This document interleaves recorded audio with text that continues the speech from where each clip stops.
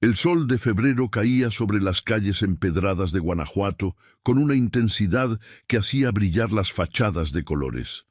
Era el año de 1951 y la ciudad colonial parecía suspendida entre dos épocas, una que se aferraba a sus tradiciones centenarias y otra que intentaba abrazar la modernidad que llegaba desde la capital.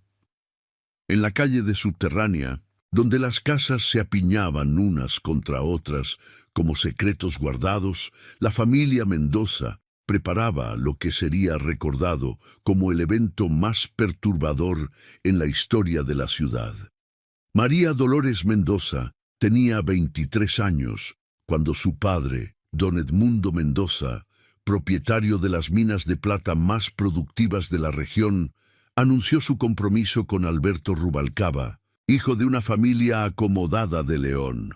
La boda había sido arreglada 2 años atrás, cuando María apenas había cumplido la mayoría de edad, sellando una alianza que beneficiaría a ambas familias en sus negocios mineros. Nadie le preguntó a María qué opinaba.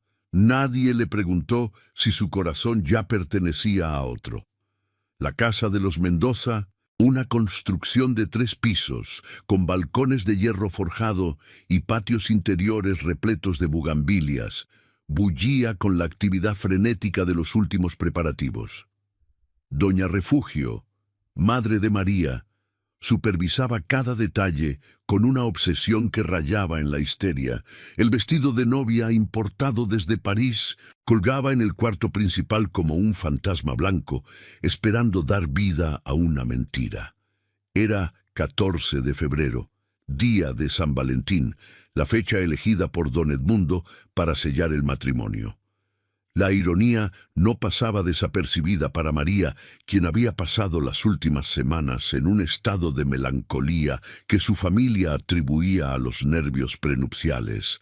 Pero la verdad era mucho más oscura. 3 días antes de la boda, María había recibido una carta sin remitente. Con manos temblorosas, la abrió en la privacidad de su habitación.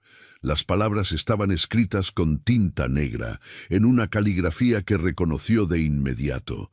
Mi amada María, no puedo permitir que te cases con él. Nos iremos juntos. Espérame en el Callejón del Beso, esta noche a las 11. No traigas nada. Tu libertad comienza hoy. Te ama eternamente, Diego. Diego Santana era el hijo del capataz de las minas de su padre. Se habían conocido 3 años atrás, cuando María visitó las instalaciones mineras por primera vez. A diferencia de los pretendientes que su padre le presentaba, hombres de negocios con manos suaves y sonrisas calculadoras, Diego tenía el rostro curtido por el sol y las manos ásperas de quien conocía el trabajo honesto.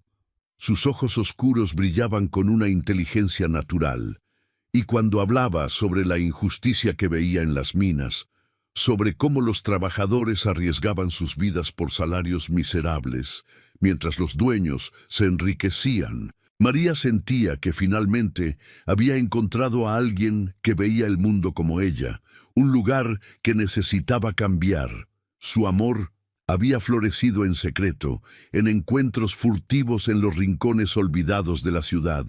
Diego le hablaba de un México diferente, uno donde las personas no serían mercancía para negociar, donde las mujeres podrían elegir su propio destino. Le hablaba de la revolución que aún no terminaba, de las promesas incumplidas de justicia social. Y María, educada en conventos y salones aristocráticos, descubría que su corazón latía al ritmo de esas palabras de libertad. Pero don Edmundo había descubierto su romance 6 meses atrás. El castigo fue severo. María fue confinada a la casa, vigilada constantemente por su madre y las sirvientas. Diego fue despedido y amenazado. Don Edmundo dejó claro que cualquier intento de comunicación resultaría en consecuencias graves, no solo para ellos, sino para la familia de Diego. La boda con Alberto se adelantó. Esa noche del 11 de febrero, María esperó hasta que la casa quedó en silencio. Se envolvió en un rebozo oscuro y salió por la ventana de su habitación, descendiendo por la escalera de servicio que daba al callejón trasero. Su corazón latía con la fuerza de 1000 tambores mientras caminaba por las calles desiertas de Guanajuato. La ciudad, con sus faroles de gas proyectando sombras danzantes en las paredes, parecía conspiradora de su fuga. El Callejón del Beso era un pasaje estrecho y legendario donde, según la tradición, dos amantes se habían encontrado en balcones opuestos, tan cerca que podían besarse a través del espacio. Era un símbolo perfecto para su amor imposible. María llegó con 10 minutos de anticipación, su respiración formando nubes de vapor en el aire frío de febrero. Esperó. Los minutos se arrastraban como eternidades. 11:05, 11:10, 11:30. Diego no aparecía. A medianoche, con el corazón destrozado y un miedo creciente, María regresó a casa. Subió por la misma escalera de servicio y se metió en su cama sin encender las luces. Lloró en silencio, preguntándose qué había salido mal. ¿Diego había cambiado de opinión? ¿Algo le había pasado? Era otra prueba de su padre. Lo que María no sabía era que Diego sí había ido al Callejón del Beso esa noche. Había llegado a las 10:30, media hora antes que ella, con una maleta pequeña y todos sus ahorros. Pero nunca tuvo la oportunidad de verla. 3 hombres con los rostros cubiertos lo interceptaron en la entrada del callejón. La lucha fue breve y silenciosa. El cuerpo de Diego fue arrastrado a las sombras, y para cuando María llegó al lugar de su encuentro, él ya había desaparecido en las entrañas oscuras de la ciudad. Los siguientes 2 días transcurrieron como una pesadilla borrosa para María. Fingía sonrisas durante las visitas de cortesía. Asentía cuando su madre le daba instrucciones sobre el protocolo de la boda, permitía que las costureras ajustaran su vestido. Pero por dentro algo se había quebrado. Diego no había venido. La había abandonado, o peor aún, algo terrible le había ocurrido, y ella estaba atrapada, incapaz de averiguar la verdad, condenada a casarse con un hombre que no amaba. La mañana del 14 de febrero amaneció con un cielo despejado que contrastaba con la tormenta que rugía en el pecho de María. A las 6 de la mañana, doña Refugio entró a su habitación acompañada de 3 sirvientas que traían bandejas con el desayuno, chocolate caliente, pan dulce y fruta fresca. María apenas probó bocado. «Debes comer, hija», insistió su madre con voz tensa. «Es un día largo y necesitas fuerzas. Alberto llegará a las 5 de la tarde para la ceremonia en la basílica. Toda la ciudad estará presente». María asintió sin decir palabra. Sus ojos, hinchados de tanto llorar en secreto, miraban por la ventana hacia las montañas que rodeaban Guanajuato. Pensaba en Diego, en su carta, en la promesa de libertad que nunca se cumplió. Mientras la peinaban y maquillaban, María escuchaba fragmentos de conversación entre las sirvientas. Hablaban en susurros, pero sus palabras llegaban claramente a sus oídos. «¿Escuchaste sobre el hijo del capataz Santana? El muchacho que desapareció, dicen que se lo tragó la tierra. Su padre está como loco buscándolo. Ha ido a la policía, pero ya sabes cómo son. Otro más que desaparece en esta ciudad. Van 4 este mes». El corazón de María se detuvo. Diego había desaparecido. No la había abandonado. Algo le había pasado, y ella sabía, con una certeza que helaba su sangre, que su padre estaba detrás de esto.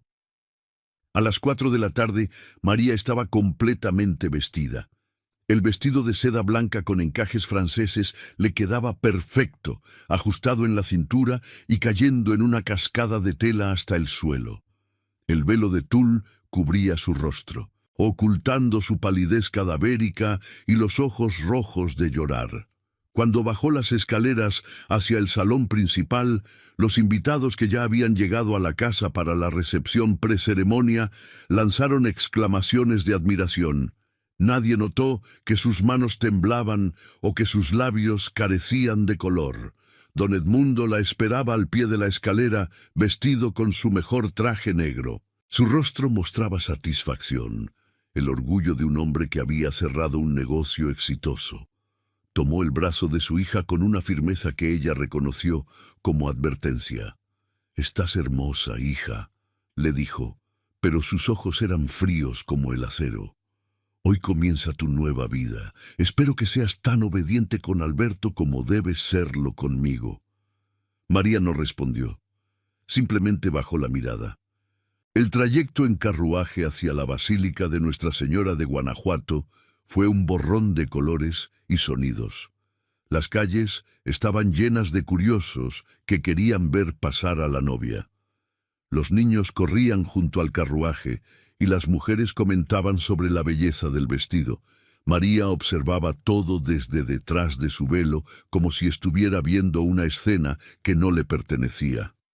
La basílica, una joya barroca del siglo XVII, se alzaba imponente en el centro de la ciudad. Sus torres gemelas parecían alcanzar el cielo, y su fachada de cantera rosa brillaba con los últimos rayos del sol poniente. Dentro, el templo estaba decorado con cientos de velas y arreglos florales blancos. Los bancos de madera tallada estaban ocupados por lo más selecto de la sociedad guanajuatense. Empresarios mineros, políticos locales, familias aristocráticas que rastreaban su linaje hasta la época colonial. Alberto Rubalcaba esperaba en el altar, un hombre de 32 años, con bigote cuidadosamente recortado y aspecto satisfecho. No era cruel, simplemente indiferente. Veía este matrimonio como lo que era, una transacción comercial ventajosa. María le importaba tan poco como él le importaba a ella. La ceremonia comenzó con el órgano tocando la marcha nupcial. María caminó por el pasillo central del brazo de su padre, cada paso un esfuerzo monumental. Sentía que caminaba hacia su propia tumba.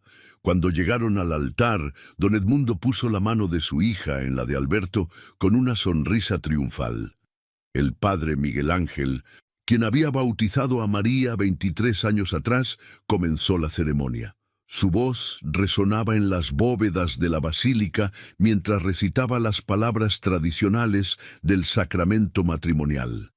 María escuchaba como desde muy lejos, su mente navegando entre recuerdos de Diego. Su risa, sus manos sosteniéndola, sus palabras sobre la libertad. María Dolores Mendoza, aceptas a Alberto Rubalcaba como tu legítimo esposo, para amarlo y respetarlo en la salud y en la enfermedad, en la riqueza y en la pobreza, hasta que la muerte los separe. El silencio se extendió. Todos esperaban la respuesta obvia. María abrió la boca, pero las palabras no salían. En su mente veía el rostro de Diego. Escuchaba su voz susurrándole sobre escapar juntos. Veía también las sombras oscuras de su desaparición. Sabía la verdad que nadie más parecía ver. María. La voz de su padre fue un gruñido bajo, amenazador. Ella cerró los ojos detrás del velo, y entonces, en un acto de rebeldía tan pequeño como significativo, susurró, «No». El silencio que siguió a la palabra de María fue ensordecedor. 500 personas contenían la respiración en la basílica, incapaces de procesar lo que acababan de escuchar. El padre Miguel Ángel parpadeó confundido, convencido de haber escuchado mal. Alberto Rubalcaba frunció el ceño, su mano todavía sosteniendo la de María. Don Edmundo se puso rígido como una estatua de sal. «¿Qué dijiste?» La voz de Alberto fue un siseo. María levantó la mirada, sus ojos encontrando los de él a través del velo. Había una claridad extraña en su expresión, una paz que venía de haber tomado finalmente una decisión propia. «Dije no», repitió. Esta vez más fuerte. El caos estalló. Doña Refugio gritó desde su banca, llevándose las manos al pecho. Los murmullos recorrieron la iglesia como un incendio. Don Edmundo se adelantó, tomando a María del brazo con fuerza brutal. «Disculpen este momento», dijo a la congregación con voz controlada pero temblando de furia. «Mi hija está nerviosa. Necesita un momento». Arrastró a María hacia la sacristía, seguido por el padre Miguel Ángel y doña Refugio. Una vez dentro, cerró la puerta con violencia. El rostro de don Edmundo estaba rojo de ira. «¿Qué demonios crees que estás haciendo?», rugió. «¿Tienes idea de la humillación que acabas de causarnos, del dinero que he invertido en esta boda, de los acuerdos que dependen de este matrimonio?» María se mantuvo en pie, aunque temblaba. «No voy a casarme con él, no lo amo, nunca lo amaré». «¿Amor?». Don Edmundo soltó una risa amarga.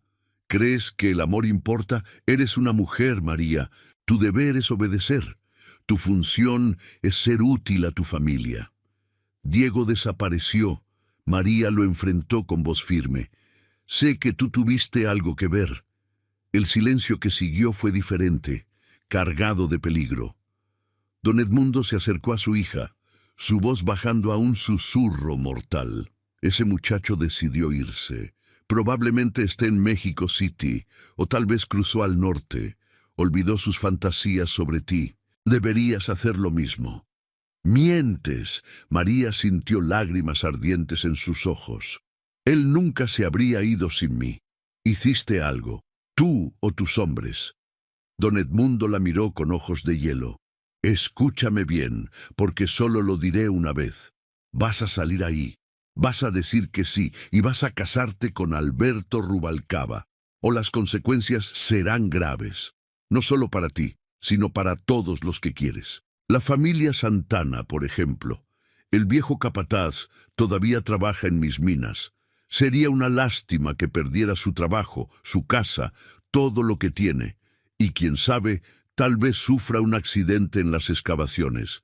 Ya sabes lo peligroso que es trabajar bajo tierra». El horror inundó el rostro de María. Su padre era capaz de cualquier cosa, lo veía ahora con claridad cristalina. Era un monstruo, vestido con ropas finas, un tirano cuyo poder se extendía sobre todos en su órbita. Doña Refugio se acercó, tomando las manos de su hija. Sus ojos suplicaban: «Por favor, mi niña, no hagas esto más difícil. Tu padre tiene razón. Este es tu deber, tu lugar». María miró a su madre y vio algo que la destrozó más que la ira de su padre: aceptación. Doña Refugio había vivido toda su vida bajo el control de don Edmundo. Había aprendido a sobrevivir siendo invisible, obediente, útil, y ahora esperaba que su hija hiciera lo mismo. «No soy como tú, mamá», María susurró. Pero incluso mientras lo decía, sintió su resolución debilitarse. Pensó en el padre de Diego, un hombre humilde que ya había perdido a su hijo y ahora podría perderlo todo. Pensó en los demás trabajadores de las minas, en sus familias. Su padre no tendría escrúpulos en destruir vidas inocentes para mantener su poder. El padre Miguel Ángel, quien había permanecido en silencio, finalmente habló con voz suave. «Hija mía, el matrimonio es un sacramento sagrado. Tu padre tiene razón en que es tu deber. Pero también entiendo tu corazón atribulado. Tal vez deberíamos postergar la ceremonia, darle tiempo para...». «No habrá postergación», don Edmundo lo cortó. «La boda es ahora. María, tienes dos opciones. Sales y te casas, o sales y anuncio que has perdido la razón, que estás enferma de los nervios. Te encerraré en la casa, llamaré a doctores que confirmarán tu condición y pasarás el resto de tu vida como una inválida mental. He visto cómo se trata a las mujeres histéricas. No es agradable». María cerró los ojos. Estaba atrapada, completamente atrapada. No había escape, no había salida. Diego estaba muerto o desaparecido, y ella estaba sola enfrentando la maquinaria implacable del poder patriarcal. Podía resistir, podía gritar, podía negarse, pero al final sería quebrada de una forma u otra. Con voz apenas audible, preguntó: «¿Qué le hiciste a Diego?». Don Edmundo no respondió. Simplemente abrió la puerta de la sacristía. «Todos están esperando». María caminó como una autómata de regreso al altar. Los murmullos crecieron cuando reapareció, pero se silenciaron cuando don Edmundo levantó la mano. Alberto la miraba con una mezcla de impaciencia y desdén. «Continuemos», ordenó don Edmundo al padre Miguel Ángel. El sacerdote, visiblemente incómodo, retomó la ceremonia. Esta vez, cuando preguntó si María aceptaba a Alberto como esposo, ella sintió las palabras atascadas en su garganta como cristales rotos. Cada segundo de silencio era una pequeña victoria, una última resistencia antes de la rendición total. «Sí», finalmente susurró. El alivio recorrió la iglesia como una ola. La ceremonia continuó rápidamente. Los votos fueron intercambiados, los anillos colocados. Cuando el padre Miguel Ángel pronunció las palabras finales y Alberto levantó el velo de María para besarla, ella mantuvo los ojos abiertos, mirando más allá de él, hacia las figuras de santos talladas en los retablos dorados del altar. Se preguntó si alguno de esos santos mártires había sentido esta misma sensación de derrota, de entrega forzada. El beso fue breve, formal. Los aplausos llenaron la basílica. Las campanas comenzaron a repicar anunciando el nuevo matrimonio. María y Alberto caminaron por el pasillo central entre la multitud que los felicitaba. Ella escuchaba las voces como desde bajo el agua. Distantes, distorsionadas, irreales. La recepción se llevaba a cabo en la hacienda de los Mendoza, ubicada en las afueras de la ciudad. Era una propiedad impresionante, con jardines extensos, fuentes de cantera y un salón de baile que podía acomodar a 200 personas. Los preparativos habían tomado semanas. El techo del salón estaba decorado con telas blancas que caían como nubes. Había arreglos florales en cada mesa, y una orquesta de 12 músicos esperaba para tocar durante toda la noche. Los invitados llegaban en una procesión continua de carruajes. La élite de Guanajuato, León, San Miguel de Allende y hasta de Querétaro había viajado para estar presente en lo que se anunciaba como la boda del año. El champán francés fluía libremente. Las mesas estaban repletas de comida: mole, carnitas, chiles en nogada, dulces tradicionales de la región. María se sentaba en la mesa principal junto a Alberto, don Edmundo y doña Refugio. Sonreía cuando debía sonreír, asentía cuando le hablaban, pero por dentro estaba ausente. Había aprendido rápidamente que podía disociarse, dejar que su cuerpo cumpliera con las expectativas mientras su mente vagaba lejos. «Estás muy callada, esposa», Alberto le comentó mientras comían el segundo plato. La palabra esposa sonaba como una cadena cerrándose. «Estoy cansada», respondió María con la verdad más simple. «Será una noche larga». Él sonrió de una manera que le heló la sangre. Sabía lo que venía después de la fiesta. La noche de bodas, otro deber que cumplir, otra violación disfrazada de sacramento. La música comenzó y las parejas llenaron la pista de baile. Don Edmundo abrió el vals con María, girando con ella mientras los invitados observaban y aplaudían. Cuando terminó la pieza, Alberto tomó su lugar. María bailaba mecánicamente, dejando que él la guiara. «Escuché que tuviste dudas en la iglesia», Alberto comentó mientras bailaban. «Espero que eso no se repita. Soy un hombre paciente, pero tengo límites. Como mi esposa, espero que seas obediente y discreta. No me interesa conocer tus pensamientos o sentimientos. Solo quiero una casa bien administrada y, eventualmente, herederos». María no respondió. Simplemente continuó bailando, contando los segundos hasta que pudiera alejarse de él. La noche avanzaba y la fiesta se volvía más animada. El alcohol fluía, las risas se hacían más fuertes, los bailes más alegres. A las 10 de la noche, María pidió permiso para retirarse un momento. Necesitaba aire, necesitaba un momento de paz lejos de las sonrisas falsas y las felicitaciones vacías. Salió al jardín, caminando por los senderos iluminados por faroles. La música del salón llegaba amortiguada por la distancia. El aire fresco de febrero era reconfortante en su rostro acalorado. Se detuvo junto a una fuente, mirando su reflejo en el agua. Todavía llevaba puesto el vestido de novia. Todavía lucía como una princesa de cuento de hadas, pero por dentro estaba muerta. «Es una noche hermosa, ¿no?».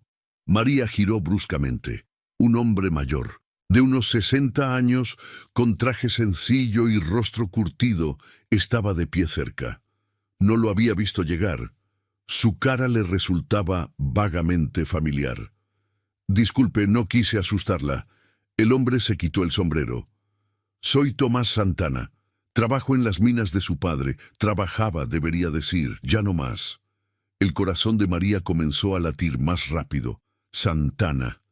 ¿Es usted el padre de Diego?». El hombre asintió, sus ojos brillando con lágrimas contenidas.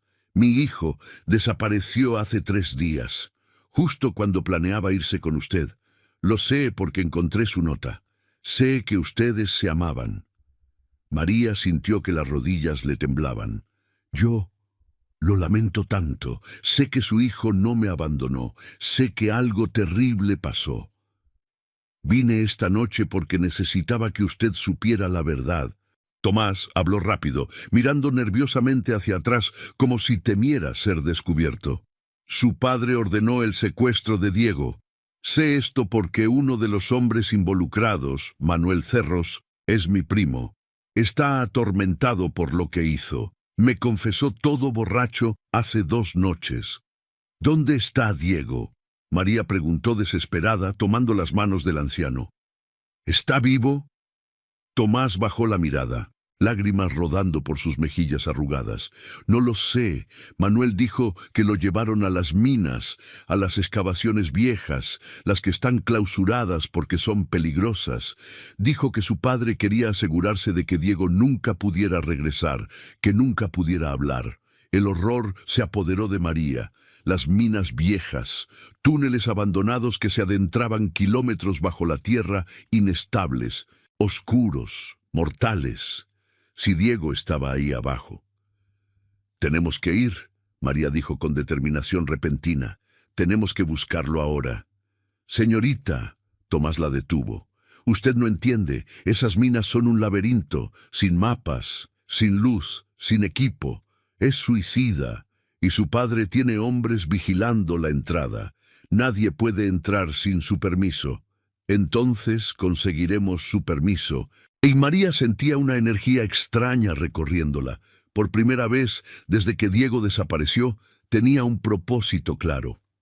«O encontraremos otra forma». «Hay algo más que debes saber», Tomás continuó. «Diego no es el único que ha desaparecido. En los últimos 6 meses, 4 hombres más se han esfumado.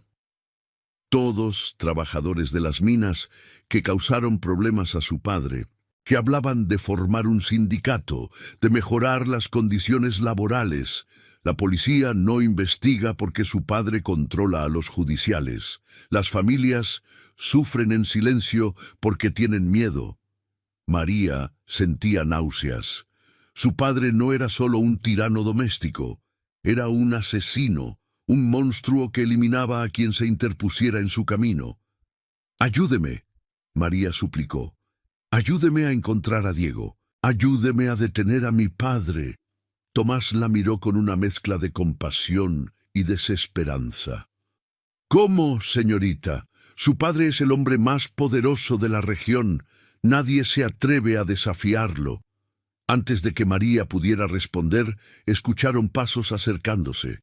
Doña Refugio aparecía por el sendero. «María, ¿qué haces aquí? Te están buscando». Es hora del brindis principal. Tomás retrocedió hacia las sombras, colocándose su sombrero. María le lanzó una última mirada significativa antes de volverse hacia su madre. «Ya voy, mamá». Regresó al salón de baile, pero algo había cambiado dentro de ella. Ya no era la novia derrotada y resignada. Era una mujer con un propósito, con una misión. Encontraría a Diego, expondría los crímenes de su padre, aunque le costara todo. El brindis fue largo y elaborado. Don Edmundo pronunció un discurso sobre la unión de dos grandes familias, sobre el futuro próspero que les esperaba. Alberto también habló, haciendo bromas sobre su nueva vida de casado que hicieron reír a los invitados. María sostenía su copa de champán, pero no bebía, sus ojos escaneando la multitud. Identificó a varios de los hombres de seguridad de su padre, mezclados entre los invitados. Reconoció a Manuel Cerros, el primo de Tomás, de pie junto a la entrada del jardín. Era un hombre robusto de unos 40 años, con cicatrices en el rostro y mirada inquieta. Cuando sus ojos se encontraron, él desvió la mirada rápidamente. La fiesta continuó hasta la medianoche. Los mariachis habían reemplazado a la orquesta, tocando canciones tradicionales que hacían llorar de nostalgia a los invitados mayores y bailar a los jóvenes. El alcohol había soltado las lenguas y las inhibiciones.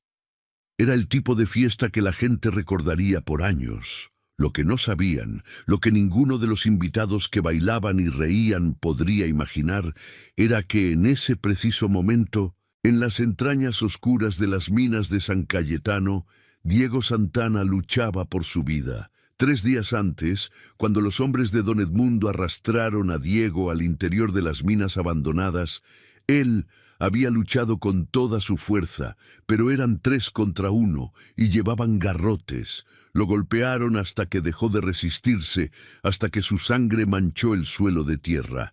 Luego lo arrastraron más y más profundo en los túneles, pasando las zonas seguras, adentrándose en las excavaciones del siglo XVIII que hacía décadas que nadie visitaba. Lo dejaron en una caverna angosta, apenas lo suficientemente alta para que un hombre se pusiera de pie, atado de manos y pies. Le dejaron una lámpara de aceite que se consumiría en horas y una cantimplora medio llena de agua. El patrón dice que si sobrevives 3 días, si encuentras la salida por tu cuenta, eres libre de irte, le dijo Manuel Cerros antes de partir, su voz cargada de culpa. Pero nadie ha salido nunca de estas minas sin guía.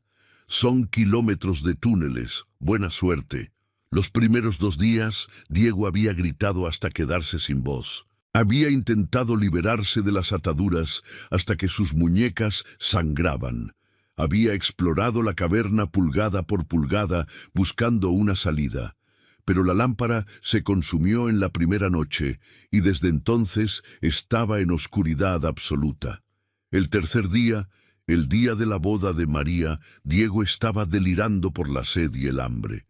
Había perdido todo sentido del tiempo. No sabía si era de día o de noche allá arriba, en el mundo de los vivos. Pensaba en María, en su rostro, en su risa. Se preguntaba si ella pensaba en él, si sabía lo que había pasado. En sus momentos de lucidez, Diego entendía que esto era una sentencia de muerte. Don Edmundo no había ordenado que lo mataran directamente, porque eso dejaría evidencia, un cuerpo que podría ser encontrado. En cambio, lo había condenado a morir lentamente en la oscuridad, donde nadie lo encontraría jamás. Era el destino perfecto para alguien que había osado desafiar el orden establecido. Diego había crecido viendo la injusticia en las minas. Su padre llevaba 40 años trabajando para los Mendoza, bajando cada día a extraer la plata que hacía rico a don Edmundo, mientras él apenas ganaba para sobrevivir. Había visto compañeros morir en derrumbes, otros desarrollar enfermedades pulmonares por el polvo, otros perder dedos o manos en accidentes, y cuando intentaban organizarse, cuando hablaban de exigir mejores condiciones o salarios justos, Desaparecían. Ahora Diego entendía a dónde iban esos hombres. A las minas viejas. A morir en la oscuridad, donde sus gritos no serían escuchados y sus cuerpos nunca encontrados. Era el secreto mejor guardado de Guanajuato.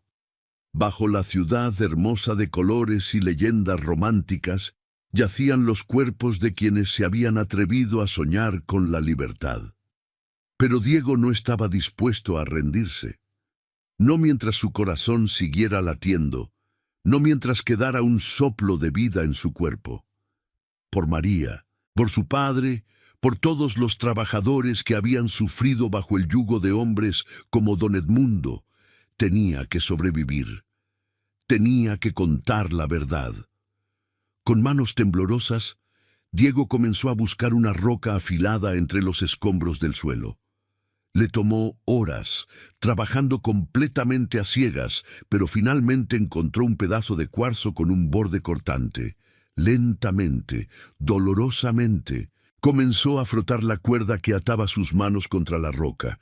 El proceso era agonizante, cada movimiento enviando ondas de dolor por sus brazos heridos. Mientras tanto, en la superficie, la fiesta de bodas comenzaba a dispersarse.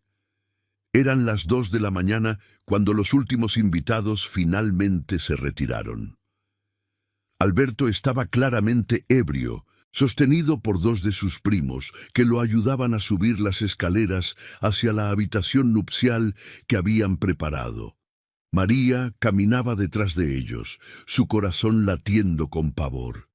Doña Refugio la interceptó en el pasillo. «Hija», le susurró, tomando sus manos, «sé que esta noche es difícil, pero debes cumplir con tu deber.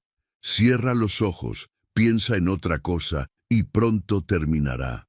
María miró a su madre con una mezcla de tristeza y asco. Así era como las mujeres de su clase habían sobrevivido durante generaciones, cerrando los ojos, pensando en otra cosa, aguantando la violación legalizada que llamaban matrimonio. «No, mamá», María dijo con voz firme, «no voy a cerrar los ojos, no voy a fingir que esto está bien, y voy a encontrar una manera de salir de esto». Antes de que su madre pudiera responder, María entró a la habitación nupcial y cerró la puerta. Alberto estaba sentado en la cama, luchando torpemente con los botones de su camisa. Cuando la vio entrar, sonrió de manera torcida. «Ah, mi bella esposa, ven aquí». María se mantuvo junto a la puerta. Su mente trabajaba rápidamente. Alberto estaba borracho, sus reflejos lentos. Si iba a hacer algo, tenía que ser ahora. En el tocador junto a la cama había una botella de Laudanum, un sedante común que las mujeres de su clase usaban para dolores menstruales y nervios. María había visto a su madre tomarlo frecuentemente. Sabía que mezclado con alcohol, el efecto era potente. «Estoy nerviosa», María le dijo a Alberto acercándose lentamente. «¿Tomamos una copa más de champán?» «Para calmar los nervios». Alberto asintió, entrecerrando los ojos. «Buena idea. Hay una botella ahí en el estante». María sirvió 2 copas, dándole la espalda a Alberto. Con manos que apenas temblaban, vertió una dosis generosa de Laudanum en una de las copas. Luego se volvió, ofreciéndosela a él. «Por nuestro futuro juntos», brindó. Alberto bebió profundamente, vaciando la copa de un trago. María apenas mojó sus labios con la suya. Esperó, haciendo pequeña conversación, mientras el sedante comenzaba a hacer efecto. En 10 minutos, Alberto estaba recostado en la cama, sus párpados pesados. «Qué extraño», murmuró. «Me siento tan cansado de repente». «Fue una noche larga», María dijo suavemente. «Descansa, tenemos toda la vida por delante». En 5 minutos más, Alberto estaba completamente dormido, roncando sonoramente. María esperó otros 10 minutos para asegurarse de que estaba profundamente inconsciente. Luego, con movimientos decididos, comenzó a cambiar su ropa. Se quitó el vestido de novia y se puso un vestido sencillo de algodón, uno de los que usaban las sirvientas. Se envolvió en un rebozo oscuro y se calzó botas cómodas. Del joyero donde guardaba sus tesoros, sacó todo el dinero que había ahorrado a lo largo de los años, además de algunos collares de oro que podría vender si era necesario. Revisó una última vez a Alberto. Dormiría hasta el mediodía del día siguiente, tal vez más. Para cuando despertara, ella esperaba estar muy lejos. María salió de la habitación con cautela, caminando por los pasillos oscuros de la hacienda. La mayoría de los sirvientes ya se habían retirado a sus cuartos, exhaustos después de días de preparativos y la larga noche de fiesta. Los guardias de seguridad que quedaban estaban en la entrada principal y en el perímetro exterior, no esperando que alguien intentara salir desde dentro. Se deslizó hacia las cocinas, donde encontró a Tomás Santana esperándola en las sombras, tal como habían acordado rápidamente en el jardín. ¿Está segura de esto?, el anciano le preguntó. Si la descubren. Tengo que intentarlo, María respondió. Diego está ahí abajo, no puedo abandonarlo. Nadie más va a salvarlo. Tomás asintió, sacando un mapa arrugado de su bolsillo. Conseguí esto de uno de los ingenieros viejos. Muestra las entradas a las minas abandonadas. Hay una forma de entrar que no está vigilada, un pozo viejo cerca del mineral de rayas. Pero le advierto, señorita, esas minas son peligrosas. Los túneles pueden colapsar en cualquier momento. No me importa. María tomó el mapa. Prefiero morir buscando a Diego que vivir como prisionera en un matrimonio que odio. Tomás la guió fuera de la hacienda por una puerta de servicio que daba directamente a los establos. Allí habían preparado 2 caballos. En los últimos minutos antes del amanecer, comenzaron su viaje hacia las minas. El camino era traicionero en la oscuridad, las montañas alrededor de Guanajuato proyectando sombras gigantescas bajo la luna menguante. Cuando llegaron al mineral de rayas, una zona de excavaciones que había sido próspera en el siglo anterior, el sol comenzaba a teñir el cielo de rosa pálido.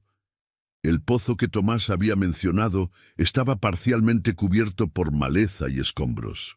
Hacía años que nadie lo usaba. María miró hacia abajo. Solo veía oscuridad. Necesitaremos lámparas, cuerdas, dijo Tomás. No podemos bajar sin preparación. No tenemos tiempo, María respondió, su voz desesperada. Diego lleva 3 días ahí abajo, cada minuto cuenta. Entonces esperemos que la suerte esté de nuestro lado. Tomás suspiró, sacando 2 lámparas de aceite y una cuerda larga que había traído en su mochila. Era un hombre previsor. Aseguraron la cuerda a una viga de madera que cruzaba la boca del pozo, y Tomás descendió primero, su lámpara balanceándose mientras bajaba metro a metro en la oscuridad. Cuando llegó al fondo gritó: «¡Está bien! ¡Baje con cuidado!». María siguió, sus manos inexpertas luchando con la cuerda. Varias veces estuvo a punto de caer, pero finalmente llegó al suelo del túnel. El aire era húmedo y olía a tierra y metal. Las paredes brillaban con vetas de plata que nadie había extraído. «Por aquí», Tomás consultó el mapa a la luz de su lámpara. Según esto, los túneles profundos están hacia el este. Es donde Manuel dijo que llevaron a Diego. Comenzaron a caminar, adentrándose en el laberinto subterráneo.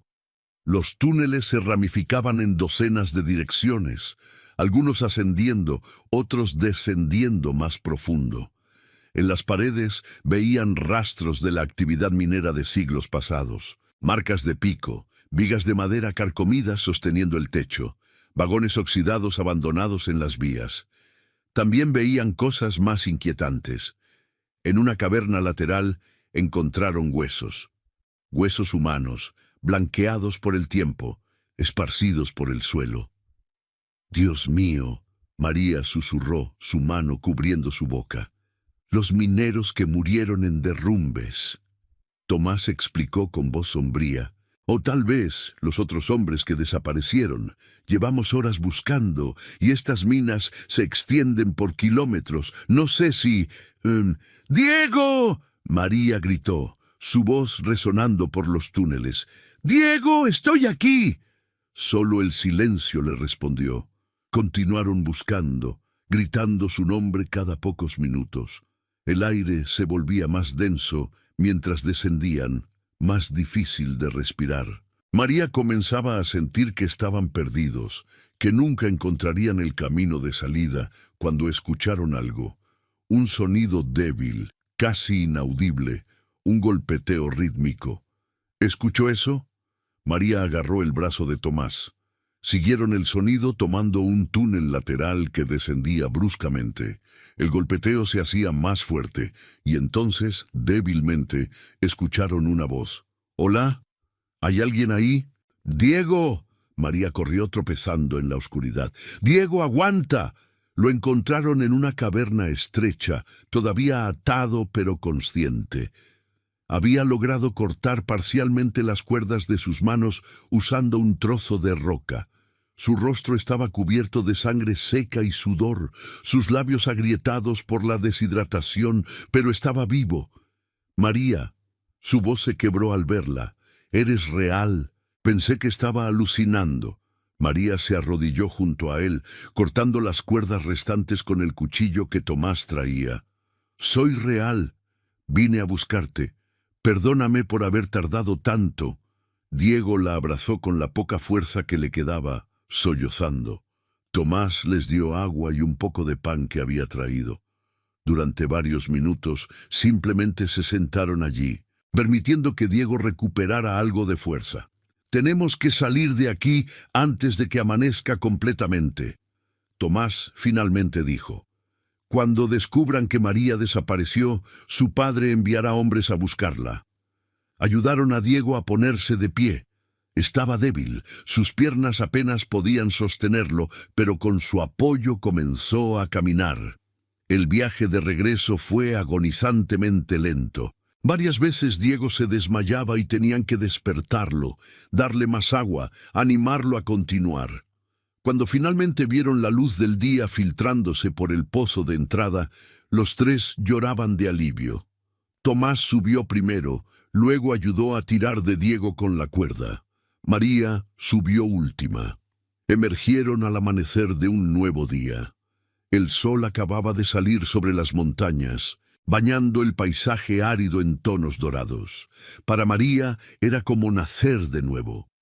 Había pasado la noche en el vientre de la tierra y emergía transformada. Ya no era la niña obediente que su padre había tratado de moldear, sino una mujer que había tomado su destino en sus propias manos. Pero su victoria sería efímera, porque en ese mismo momento, de vuelta en la hacienda, Alberto despertaba con dolor de cabeza y el descubrimiento de que su esposa había desaparecido. Y don Edmundo, al escuchar la noticia, comprendía exactamente a dónde había ido y qué había descubierto. La cacería comenzaba. La noticia de la desaparición de María se extendió por Guanajuato como fuego en pólvora. Para el mediodía del 15 de febrero, la ciudad entera hablaba de la novia que había huido en su noche de bodas. Las versiones variaban. Algunos decían que había enloquecido, otros que tenía un amante secreto. Algunos incluso susurraban sobre espíritus y maldiciones. Pero nadie, excepto un círculo muy pequeño de personas, conocía la verdad. Don Edmundo había llamado inmediatamente a sus hombres de confianza. Su rostro estaba púrpura de furia mientras emitía órdenes. Encuéntrenla, registren cada rincón de la ciudad, revisen las estaciones de tren, los caminos que salen de aquí. Ofrézcanle a Manuel Cerros y a cualquiera de los hombres que sepa algo una última oportunidad de hablar antes de que sea demasiado tarde para ellos. Alberto, todavía mareado por el laudanum y la humillación, exigía respuestas. ¿Dónde está mi esposa? ¿Qué clase de familia me ha entregado una mujer que huye en su noche de bodas? ¡Cállate! Don Edmundo le espetó. Tu esposa está enferma. Cuando la encontremos, será tratada apropiadamente por médicos especializados en enfermedades mentales femeninas. Lo que realmente quería decir era claro. María sería encerrada, posiblemente sedada permanentemente, declarada mentalmente incompetente. Era el destino de muchas mujeres que desafiaban a sus familias en aquella época. Los manicomios estaban llenos de esposas rebeldes, hijas desobedientes, mujeres que simplemente habían querido tener voz propia. Mientras tanto, María, Diego y Tomás habían llegado a un jacal abandonado en las afueras de la ciudad. Diego necesitaba descansar urgentemente. Estaba deshidratado, golpeado, al borde del colapso. María usó el agua de un pozo cercano para limpiar sus heridas. Le dio comida y lo cubrió con mantas. Mientras Diego dormía, ella y Tomás planificaban su próximo movimiento. «No podemos quedarnos aquí», María dijo, mirando nerviosamente por la ventana rota. «Mi padre tiene hombres por todas partes. Nos encontrarán eventualmente. Necesitamos ayuda», Tomás respondió. «Alguien con poder suficiente para enfrentar a su padre. ¿Pero quién? Él controla la policía local, tiene a los políticos en su bolsillo, incluso el alcalde le debe favores». María pensó en las caras que había visto en su boda, toda la élite de la región, y entonces recordó a alguien, el padre Miguel Ángel. El sacerdote que había oficiado su boda había mostrado incertidumbre, incomodidad con lo que estaba pasando. Era un hombre de fe, alguien que potencialmente valoraba la justicia por encima de las alianzas políticas. «El padre Miguel Ángel», dijo. «Él sabe que algo está mal. Vio mi resistencia en la iglesia. Si le contamos la verdad sobre las minas, sobre los hombres desaparecidos». «Los sacerdotes también son parte del sistema», Tomás dijo escépticamente. «La iglesia y los ricos siempre han trabajado juntos». «Tal vez», María concedió, «pero es nuestra mejor opción. Necesitamos que alguien con autoridad moral respalde nuestra historia. Y necesitamos hacerlo público antes de que mi padre pueda silenciarnos permanentemente». Esa tarde, mientras Diego todavía dormía recuperando fuerzas, María regresó sola a la ciudad. Se cubrió con un rebozo oscuro y caminó por las calles laterales, evitando las rutas principales. Las esquinas estaban llenas de hombres que claramente buscaban algo, preguntando a los transeúntes si habían visto a una mujer joven de cierta descripción. La basílica estaba en penumbra cuando María entró. Era la hora de vísperas y el padre Miguel Ángel estaba solo en la sacristía, preparándose para el servicio vespertino. Cuando ella entró, él levantó la vista sorprendido. «María, hija mía», se puso de pie rápidamente. «Toda la ciudad te busca. Tu padre está desesperado. Dice que estás enferma, que necesitas ayuda médica». «Padre», María se acercó quitándose el rebozo. «Necesito que me escuche, realmente me escuche. No como sacerdote de mi padre, sino como hombre de Dios». Durante la siguiente hora María le contó todo. Le habló de Diego, de su amor, de las amenazas de su padre. Le contó sobre los hombres desaparecidos, sobre las minas que se usaban como tumbas, sobre el sistema de terror que don Edmundo había construido para mantener su poder. Le mostró el mapa que Tomás había conseguido, marcando dónde habían encontrado a Diego y dónde habían visto los huesos.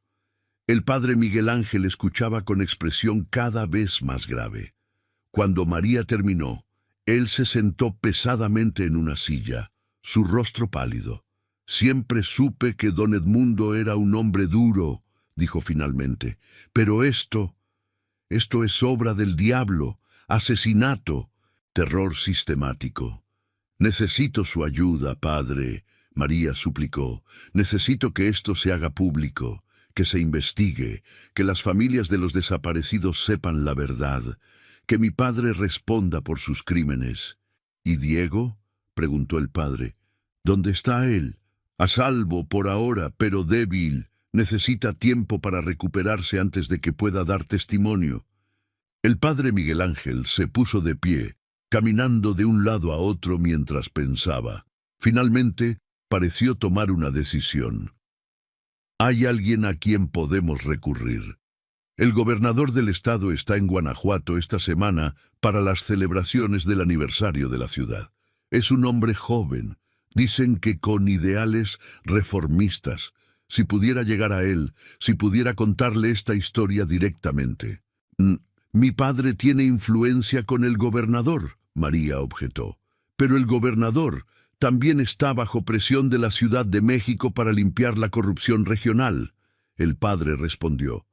El nuevo gobierno federal habla de justicia social, de derechos laborales. Un escándalo como este, si se maneja correctamente, podría ser ventajoso políticamente para él. Es cínico, lo sé, pero tal vez nuestra mejor oportunidad. Elaboraron un plan.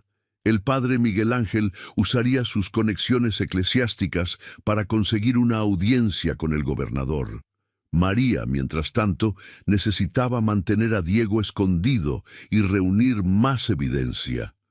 Si podían conseguir que otros trabajadores testificaran, si podían documentar más desapariciones, tendrían un caso más sólido. Pero ejecutar el plan sería peligroso. Don Edmundo no se quedaría de brazos cruzados mientras su poder era amenazado. Los siguientes 2 días fueron un juego mortal de escondite. Don Edmundo había cuadruplicado los guardias alrededor de su propiedad y las minas. Sus hombres interrogaban brutalmente a cualquiera sospechoso de saber algo. Manuel Cerros, el hombre que había confesado a Tomás, fue encontrado golpeado hasta la muerte en un callejón. El mensaje era claro: cualquiera que hablara enfrentaría consecuencias letales. Pero el terror de don Edmundo también estaba provocando el efecto contrario. Los trabajadores que habían vivido bajo su yugo durante años, que habían perdido hermanos, hijos, amigos en las minas, comenzaban a hablar en susurros. El valor de María, una mujer de la élite que había renunciado a todo por amor y justicia, los inspiraba. Si ella podía arriesgar tanto, ¿no deberían ellos hacer lo mismo? Tomás se convirtió en el organizador silencioso. Visitaba a las familias de los desaparecidos, animándolas a dar testimonio. Al principio, muchos se negaban por miedo, pero cuando escuchaban que María misma estaba liderando el esfuerzo, que el padre Miguel Ángel lo respaldaba, algunos comenzaban a reconsiderar. El 18 de febrero, 3 días después de la boda, el padre Miguel Ángel consiguió la audiencia con el gobernador. Se reunieron en la casa del obispo, un territorio neutral.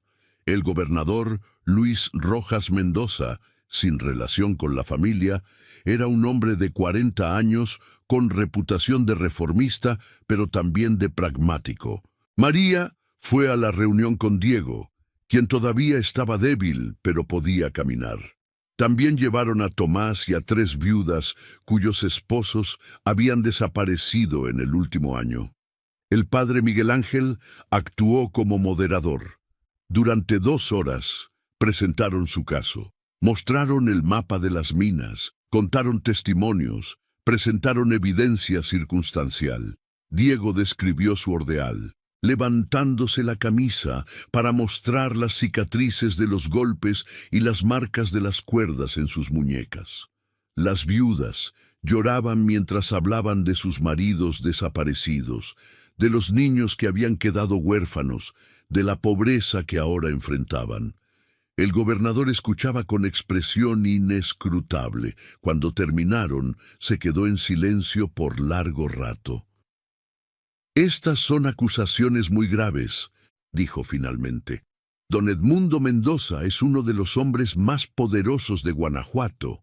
Tiene amigos en posiciones altas. Acusarlo sin evidencia irrefutable podría causar un escándalo político que beneficie a nadie».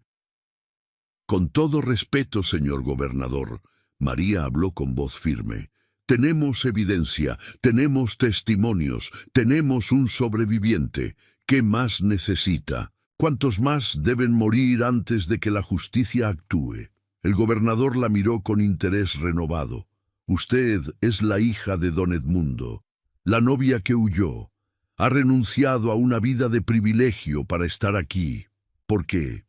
Porque el privilegio construido sobre sangre no vale nada, María respondió.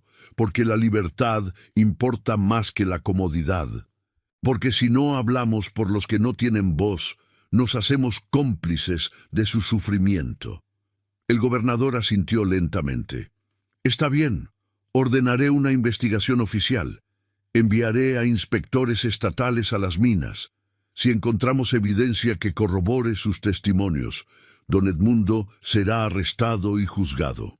Era una victoria, pero parcial. Las investigaciones podían ser saboteadas. La evidencia podía desaparecer. Don Edmundo tenía 3 días para preparar su defensa, para esconder evidencia, para amenazar testigos. Y cuando se enteró de la investigación del gobernador, don Edmundo supo que estaba en una encrucijada. Podía huir, abandonar todo y escapar a otro país, o podía pelear, usar todo su poder e influencia para destruir a sus acusadores antes de que ellos lo destruyeran a él. Eligió pelear. La noche del 19 de febrero, don Edmundo llamó a todos sus hombres leales. Ofreció grandes sumas de dinero a quien trajera a María, viva o muerta. Presionó a sus contactos políticos para que bloquearan la investigación y ordenó que las minas viejas fueran selladas permanentemente con explosivos, destruyendo cualquier evidencia que pudiera quedar allí. Pero había subestimado algo crucial: el poder del pueblo. Los trabajadores de las minas, inspirados por el valor de María y cansados de décadas de opresión, decidieron actuar. La mañana del 20 de febrero, cuando los hombres de don Edmundo llegaron a las minas para ejecutar la voladura, encontraron el camino bloqueado por cientos de mineros y sus familias. «No van a destruir la evidencia», declaró uno de los líderes. «No van a esconder más la verdad. Si quieren pasar, tendrán que matarnos a todos, y eso no podrán ocultarlo».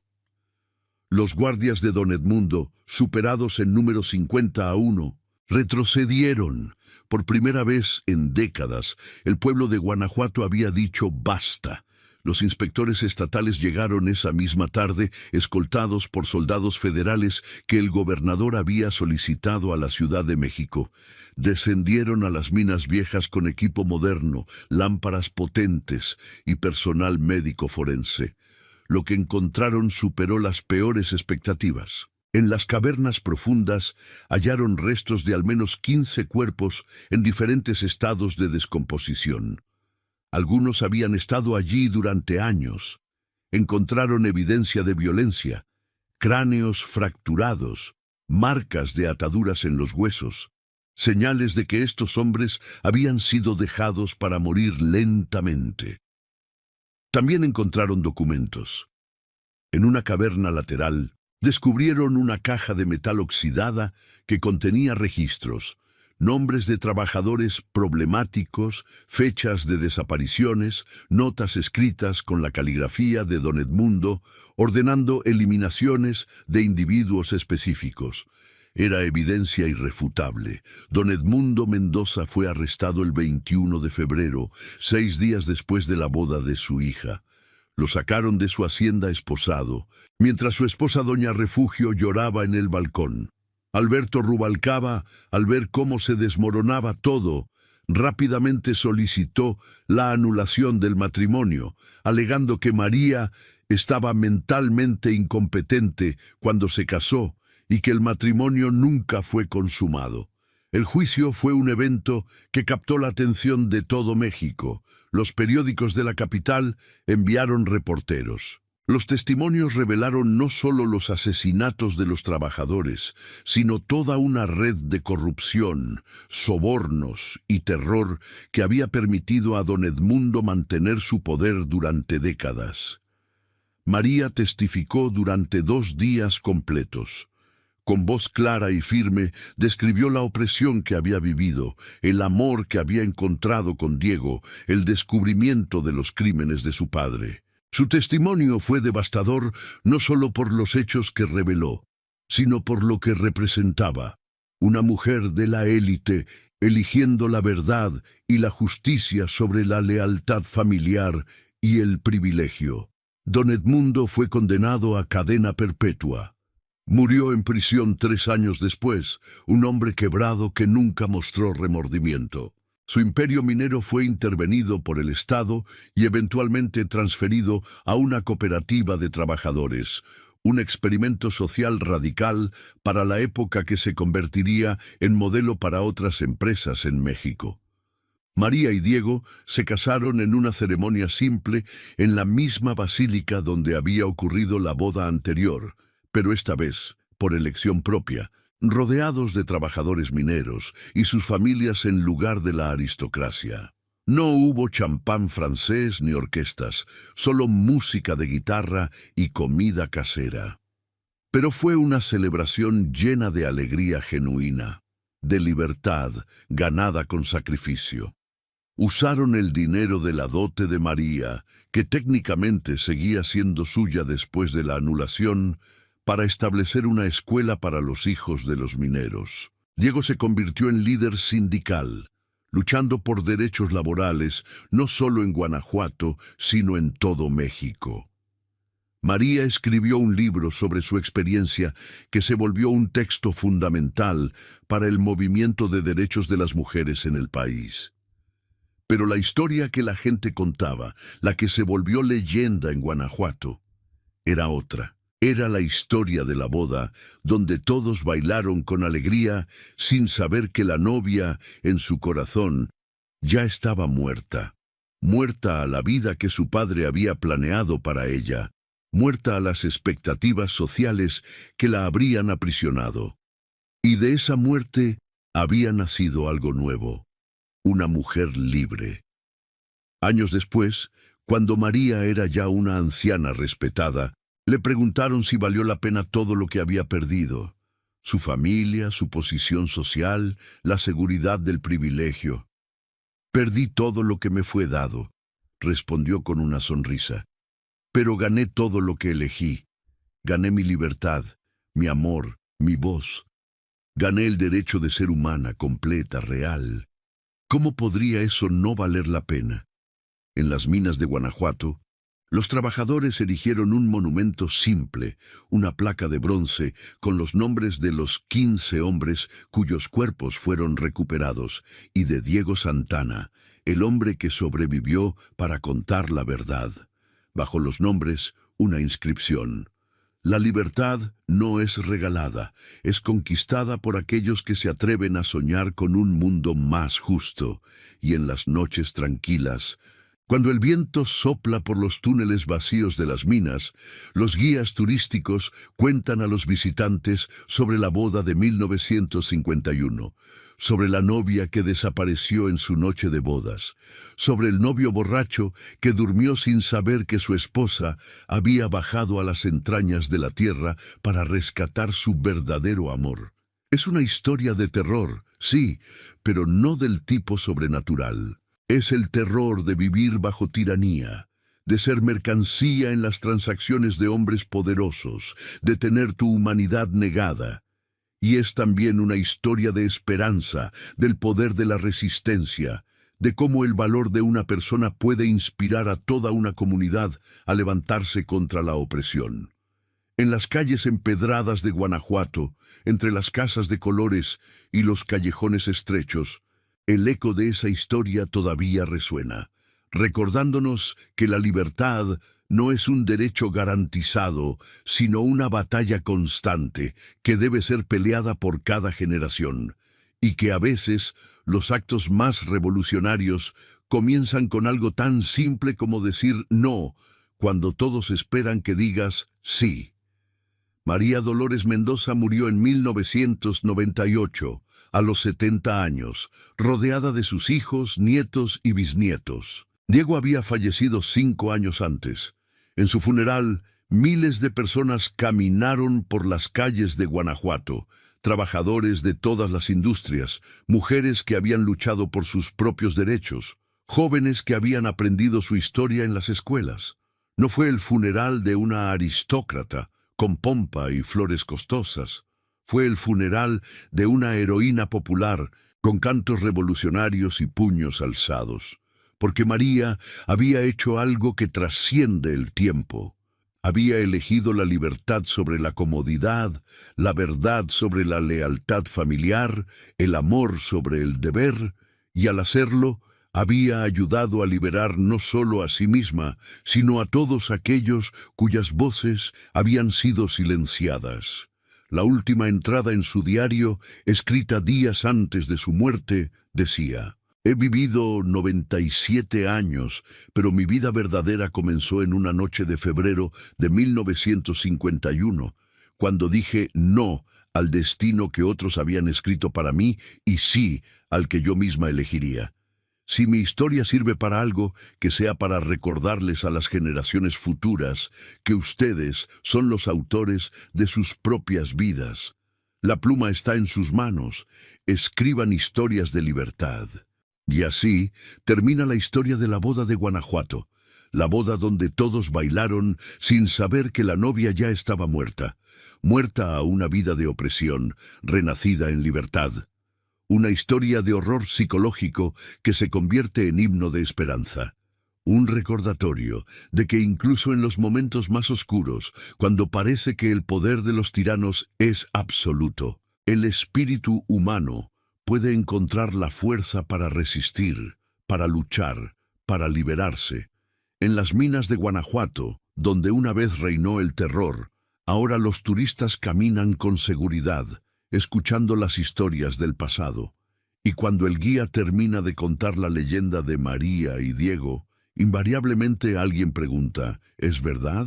Y la respuesta siempre es la misma, tan verdadera como la necesidad de libertad en el corazón humano, tan real como la lucha contra la opresión que continúa hoy, tan cierta como el hecho de que el poder, sin importar cuán absoluto parezca, siempre puede ser desafiado por aquellos que se atreven a soñar con algo mejor. Esta es la historia de la boda de Guanajuato, una historia de amor y terror, de muerte y renacimiento, de esclavitud y libertad. Una historia que México necesitaba escuchar en 1951 y que el mundo todavía necesita escuchar hoy. Porque mientras existan personas dispuestas a ejercer poder sobre otras, habrá necesidad de Marías que digan no. Mientras exista opresión, habrá necesidad de Diegos que sueñen con justicia. Y mientras exista el miedo que mantiene a la gente en silencio, habrá necesidad de historias que les recuerden que tienen voz, que tienen poder, que tienen el derecho y la responsabilidad de luchar por su libertad. Este es el verdadero terror de la historia. No fantasmas ni monstruos sobrenaturales, sino la realización de cuántas personas viven todavía bajo el yugo de otros. Cuántas voces son silenciadas, cuántos sueños son aplastados por aquellos que ven a los seres humanos como mercancía o herramientas. Y esta es la verdadera esperanza de la historia, que siempre, siempre habrá quienes se levanten. Habrá quienes digan basta. Habrá quienes elijan la libertad, cueste lo que cueste. La boda de Guanajuato terminó hace más de 70 años. Pero su mensaje resuena todavía, un eco en las montañas, un susurro en los túneles, un grito de libertad que nunca se silenciará completamente. Mientras una sola persona recuerde, mientras una sola voz se atreva a contar la verdad, el espíritu de María Dolores Mendoza vive, la novia que murió para nacer de nuevo, la mujer que eligió la libertad, la leyenda de Guanajuato.